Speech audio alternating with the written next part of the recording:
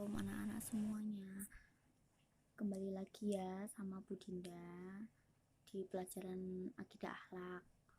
Semoga anak-anak masih semangat dalam belajar meskipun kita tidak tatap muka. Dan kali ini kita akan melanjutkan pertemuan kemarin, masih seputar iman kepada kitab Allah. Oke, kalau kemarin kita sudah belajar tentang pengertian, dalil nakli dan juga dalil akli. Sekarang kita akan membahas tentang nama-nama kitab Allah, Rasul penerimanya, kemudian fungsi dari Al-Quran, keistimewaan Al-Quran, sampai nanti kita ke apa saja yang kita lakukan untuk menunjukkan bahwa kita itu beriman kepada kitab Allah. Oke, yang pertama, nama kitab Allah dan Rasul penerimanya. Kitab Allah ada 4 ya, seperti yang kalian tahu.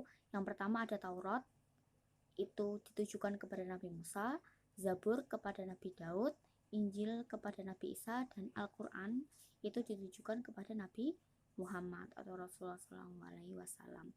Selanjutnya kita akan bahas satu-satu ya dari kitab Taurat.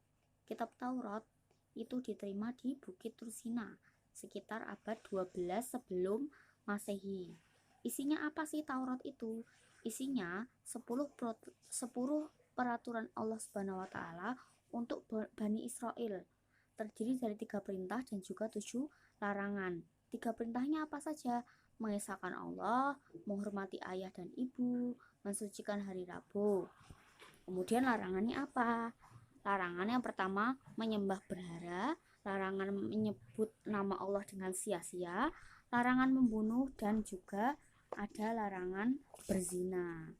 Di dalam kitab Taurat sudah dilarang ya dari awal bahwa tidak boleh menyembah berhala, tidak boleh menyebut nama Allah dengan sia-sia, kemudian tidak boleh membunuh, berzina, mencuri gitu.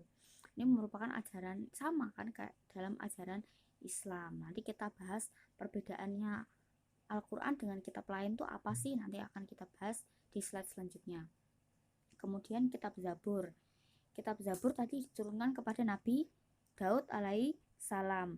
Isinya apa sih? Isinya tentang zikir, doa, dan juga nasihat. Nah, kitab Zabur sendiri dikenal dengan Mazmur atau nyanyian rohani yang dianggap suci. Kitab Zabur ini turun di Yerusalem sekitar abad 10 sebelum Masehi. Kemudian kitab Zabur sendiri itu berasal dari kata Zabara, Yasburu, Zabr yang berarti menulis. Jadi dari asal katanya kitab Zabur ini maknanya adalah kitab tertulis, seperti itu. Kemudian kitab Injil. Kitab Injil itu kan diturunkan kepada Nabi Isa alaihissalam. Turunnya sekitar abad 1 Masehi. Isinya apa sih? Isinya kitab Injil ini. Injil pertama berisi untuk perintah mengesahkan Allah Subhanahu wa taala, menghapus hukum yang ada di kitab sebelumnya atau kitab Taurat. Yang apa? Yang sudah tidak ada korelasinya dengan zaman itu. Jadi tidak nyambung lagi, tidak sesuai dengan zaman. Kemudian menerangkan tentang adanya Nabi Muhammad, adanya Nabi terakhir nih, ada Nabi akhir zaman, yaitu Nabi Muhammad. Itu di kitab Injil sudah dijelaskan. Pokok ajarannya sebenarnya sama dengan kitab yang sebelumnya ya, sama-sama berisi tentang mengesahkan Allah, tentang tauhid. Itu juga kitab Injil ini berisi tentang gitu. Kemudian kitabnya kita semua ya, kitabnya umat muslim, yaitu kitab Al-Quran. Kitab Al-Quran ini turun di Makkah dan juga Madinah pada abad 6 Masehi. Isinya apa saja sih? Pertama, akidah atau tauhid. Kemudian ibadah diatur ya. Di Al-Quran juga sudah tertera tentang ajaran yang berkaitan dengan ibadah. Kemudian tentang muamalah. Kalau ibadah itu kan hubungannya dengan Allah atau habluminallah.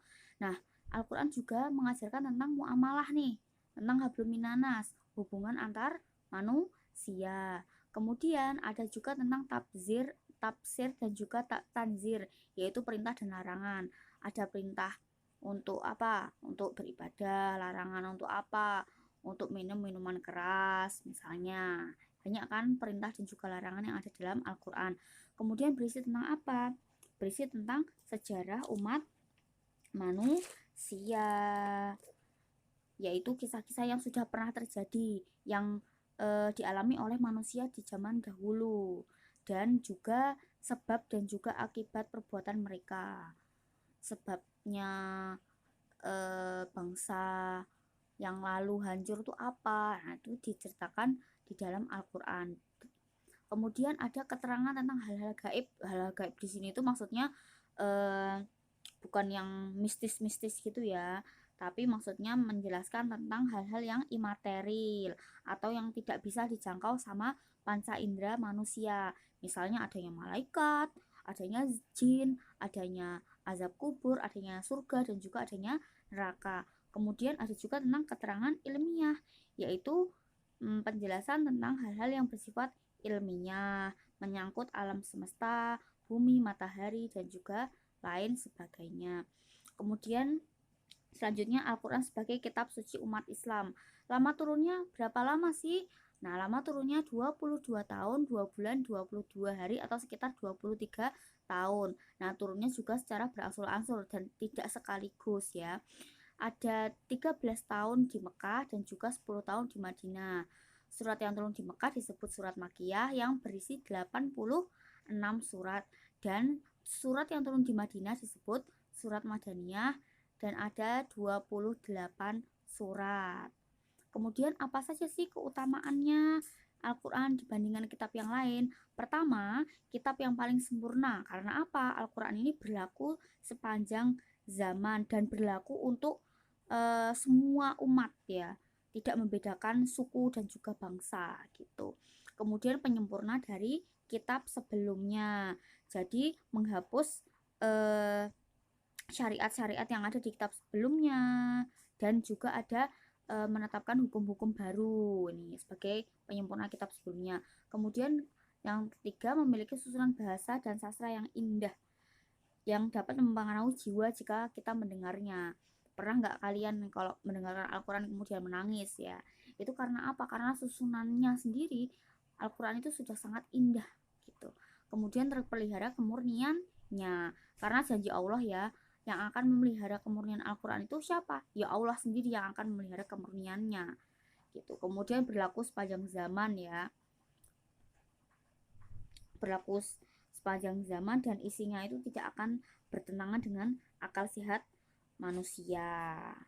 Kemudian yang terakhir, merupakan standar atau ukuran untuk menentukan benar atau tidaknya sih kitab sebelumnya. Kemudian fungsi Al-Quran diantaranya ada nasih, muhaimin, dan juga musodik. Kalau nasih itu apa? Nasih itu berarti Al-Quran itu menghapus kitab terdahulu. Jadi adanya Al-Quran itu berarti kitab dari kitab Zabur, kitab Taurat, kitab Injil itu tidak berlaku lagi gitu. Kemudian muhaimin menjadi korektor dari kitab-kitab sebelumnya. Jadi kan tadi ada hukum yang baru ditetapkan kan. Kalau di kitab lain belum, berarti dikoreksi nih sama Al-Quran. Ternyata itu ada hukum baru yang menyatakan bahwa ini tuh tidak boleh atau dilarang seperti itu. Kemudian musodik itu menguatkan kebenaran yang ada di kitab terdahulu, kayak misalnya di kitab Injil ya.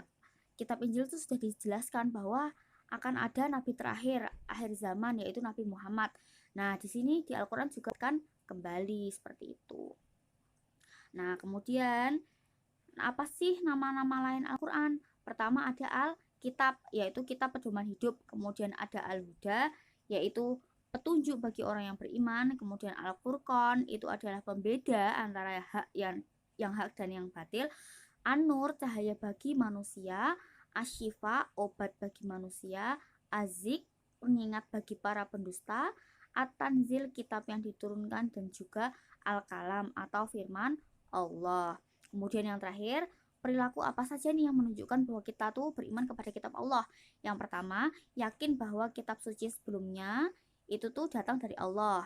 Jadi kita tuh yakin dengan adanya kitab terdahulu, tapi kita tuh tidak mengimaninya. Karena apa? Karena yang terdahulu itu sudah tidak asli lagi, seperti itu, sudah tercampur seperti itu dan tidak murni. Kemudian yang kedua, Al-Quran dijaga kemurniannya oleh Allah Subhanahu wa Ta'ala, dan kita pun juga bisa menjaga Al-Quran. Caranya apa? Menghormati, memuliakan, menjunjung tinggi kitab suci Allah, menjadikan Al-Quran sebagai petunjuk dan pedoman hidup.